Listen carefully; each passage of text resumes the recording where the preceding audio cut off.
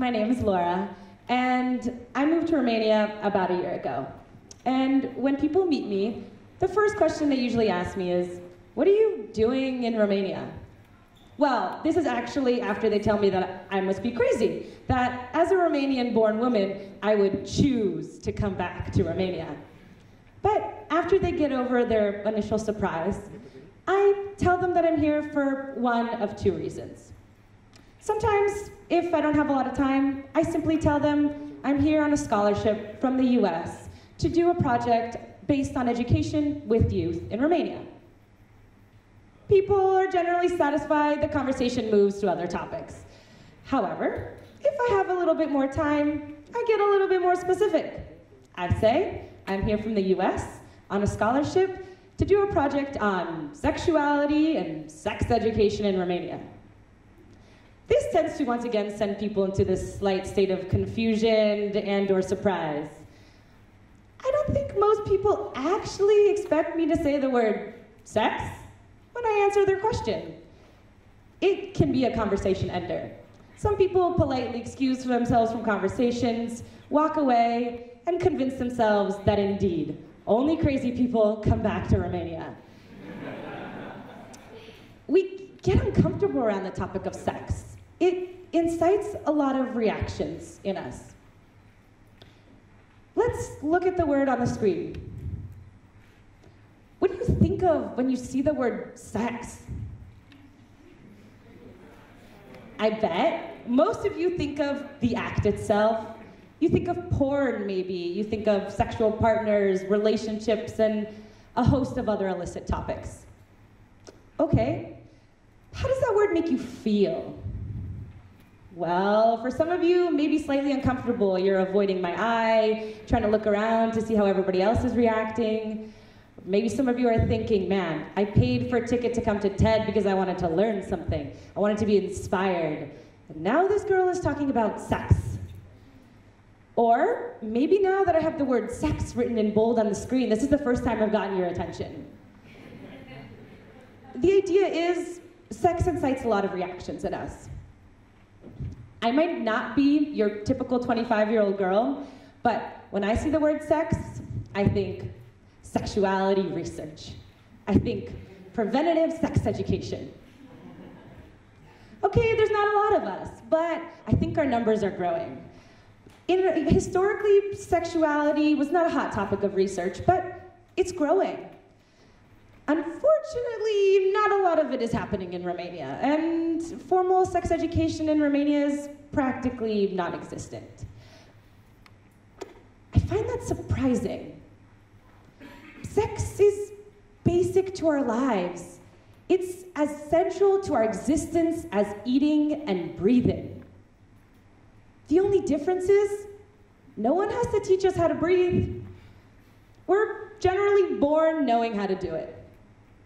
But the difference is, sex is complicated. It's this complex minefield of emotional, physical, and psychological barriers we all try and navigate ourselves through. But I think some of us tend to do it somewhat blindly. I was teaching a class recently in a high school in Bucharest, and a girl came up to me, and she was visibly pregnant, and actually told me she already had a child. And she told me my class was the first time she had ever talked about sex. She had clearly had sex, and she was 18 years old, and no one had ever had a conversation with her about it. No one had ever told her she could say no. No one ever told her how complicated it could be, let alone tell her about birth control and condoms. So, why should we talk about sex? What does good sexual education entail? Seems like the jury is still out on that question.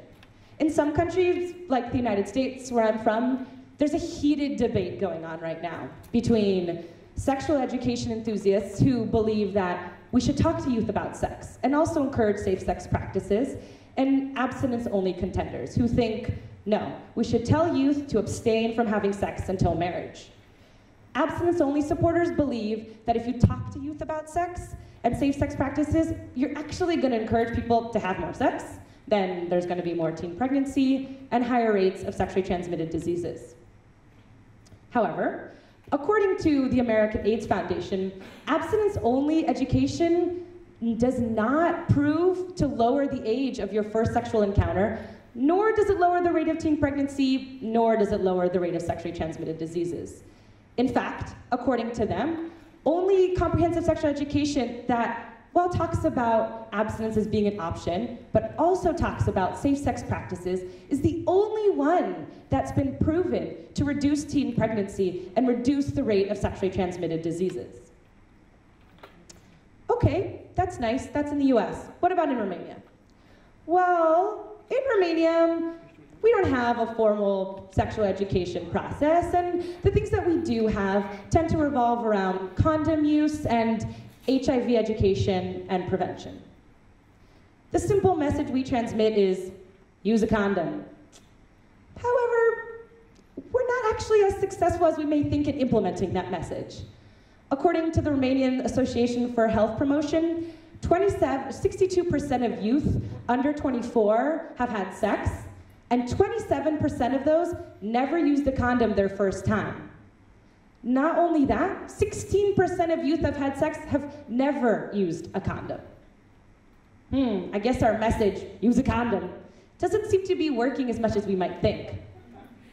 You know why? Because I think the message is a little bit more complicated than that. It's one thing to know that I should use a condom, it's a whole nother world for me to actually use it. You know, I face a lot of barriers. I have to go to the pharmacy or go to the supermarket, and I'm afraid that the old lady standing next to me and the cashier are gonna judge me for having sex and buying condoms in front of them. Or I might be nervous that I have to go now and talk to my partner about using a condom, and I fear that maybe they think I distrust them in some way. The idea is there's a lot of barriers we have to face, and those are as complicated and as essential to the message as the message itself. Dr. Alfred Kinsley is famously quoted, who, I don't know if you guys know him, he is one of the first scientists to do comprehensive sexuality research in adults. And he's famously quoted as saying, "I study sex, not emotions. I leave the emotions to the philosophers." Well, I respectfully disagree. I think if you want to have comprehensive sexual education, you have to talk about the emotional, psychological, and physical aspect all at the same time. A good example of what I think comprehensive sexual education looks like is a discussion of healthy relationships. I don't know if you're like me, but when I was in middle school and high school, I swear, my friends and I, all we could talk about was relationships and breakups and boys and girls and who had a crush on who and who kissed who. And I swear it was the only thing we could talk about sometimes. It encapsulated our minds. And even though we all had relationships, you know, we would like try our hand at it, you know, look around to see, whoa, what was everybody else doing in their relationships? And if a breakup or a drama would happen, we'd all get together and talk about it. But I don't think anybody ever told us what it's like to have a relationship. Nonetheless, what it's like to have a good relationship, what healthy relationships look like. Sure, my friends and I gave each other endless advice about what to do when someone broke up with you or any sort of drama came up, but if something really bad were to have happened or something very serious, I'm not sure I knew or they knew what to say or do. I find that interesting because now, when I want to talk about relationships to youth, and I bring up this topic of relationship violence or domestic violence, people think, oh no, me? No, that's never gonna happen to me. No, that happens to other people. You know, others, you know, people who are poorer than me, who didn't go to college or have alcohol or drug problems. You know, those people. And an especially common thing that I hear in Romania is, oh yeah, you don't know, alcohol and domestic violence are linked somehow. That alcohol is actually what causes domestic violence, and that is a really big problem in Romania. Okay, well, I tell my students, if alcohol were really the big problem in Romania, then why don't these abusers, when they go out to have drinks with their friends, why don't you see them systematically abusing their friends? Why don't you see them beating up their friends at the bar? Okay, or take this analogy further. If it's frustration and anger, okay, well, we all get frustrated at work. But do we come to work drunk and start beating up our bosses and coworkers when we get annoyed? Do we abuse them psychologically and emotionally? No, we don't. And even some people even challenge me even further. They go, no, no, but you don't understand. It's alcohol and their significant others. It's this weird thing. You don't understand. And I say, okay, well, let's take that example.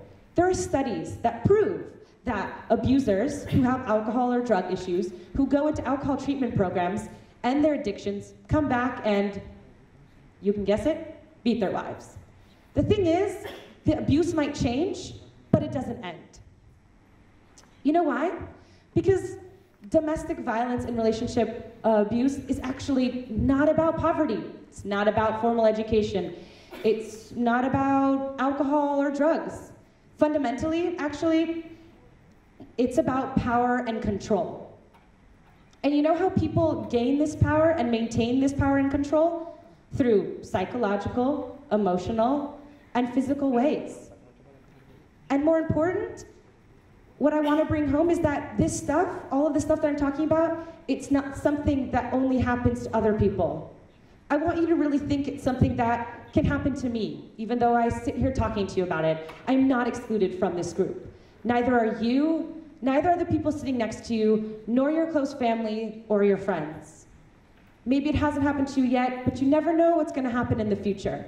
And that these things start gradually. You won't just be hit by this tidal wave. And you'll see it's complicated, just as much as sex is. Okay, so let's say we can all agree. Sex is something that affects all of us, whether it be in positive and or negative ways.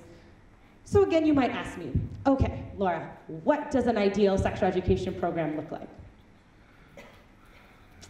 Fortunately, I don't know the answer to that. I actually think it's a really complicated answer. I think it has to do a lot with your own gender, your own sexuality, your religion, your culture, and your familiar upbringing, and many, many other factors. What I do know is that it's important, and that it's worth discovering. In Romania, I think one of the biggest barriers that we face is simply lacking a medium through which we can educate others and have an open, honest discussion on these topics. Studies show that actually our classmates and our friends are our #1 source of information when it comes to our sex and sexuality, with the internet and informational brochures coming in as second and third. This makes sense to me. Like I gave you this example of me in high school. I remember if anything bad ever happened, first thing I would do is ask my friends. Okay, the problem is I'm 13, they're 13. We don't exactly know how to give each other very good advice all the time. So if I ever needed to learn more, I would search on the internet. If I was too embarrassed to ask anybody, I would go at my computer at home and Google it. The problem is, that makes you feel very alone. And not only that, you can be extremely misinformed, and I ended up being more terrified after I read what was on the internet than before, because I would read all these horror stories of these things that happened to people, and I would leave my computer shaking and be like, oh my God, my life is over, what am I gonna do? So this is why I recently started a site called Disruptive, which you all know means Beyond Whispers in Romanian. The idea of my site is simple. I basically want to take the conversation that we're already having with our classmates and friends and bringing it to a wider group of our peers. The website is actually just a community blog in which I encourage people, youth, to anonymously submit stories, questions, and experiences related to their gender and sexuality, in the hopes that maybe we can actually start having this discussion. And ideally in an open, honest, comfortable, non-dramatic, and non-judgmental fashion. My hope is that I can actually create community and solidarity around these topics that we've talked about. And this is where you all come in. Every single person sitting here, every single person in the world has a story to contribute.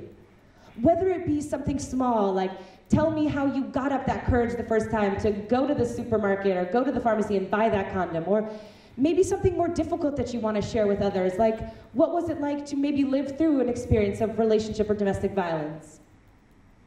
And the thing is, these topics aren't unique. I think there's a lot of topics like domestic violence in Romania that are shrouded in this encasing of taboo and barricaded by this silence, like homosexuality, like body image, pregnancy and abortion, all topics that affect our lives, affect our society, but no one seems to be talking about it.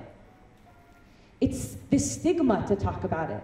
And I think one of the first things we can do to destigmatize it is to begin to have this discussion. And this starts with each and every one of you. I think if we can have the discussion, we can start addressing the topics in a productive and constructive manner. So, again, this is where you all come in. It's not a difficult thing that I'm asking of all of you. Simply, if you want to help me, if you want to help progress and make positive change in this direction, let's just start talking about sex.